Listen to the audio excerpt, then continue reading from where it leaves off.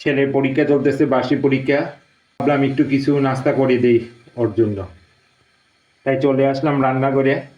এই যে গাজর, ডিম, আলু, পেঁয়াজ, কাঁচামরিচ, লবণ, পাস্তা নুডলস। বুঝে গেছেন অলরেডি কি বানাবো।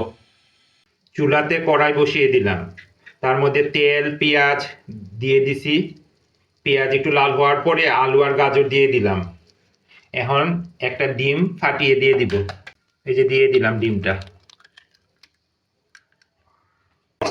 যাতে মিশে যায় আলু ও পেঁয়াজের সাথে। পাস্তাগুলো দিয়ে দিব, দিয়ে দিলাম। লবণ আন্দাজ মতো দিয়ে দিবেন। আমি ভেজিটেবল নুডলস করছি, তো আপনারা ইচ্ছা করলে চিকেনও মিশাইতে পারেন। আমার তো সময় নাই, হঠাৎ শুরু করছি। তৈরি হওয়ার পরে নুডলস আপনাদের দেখাবো কেমন হলো আমার এই ভেজিটেবল পাস্তা নুডলস। ভালো থাকেন সবাই।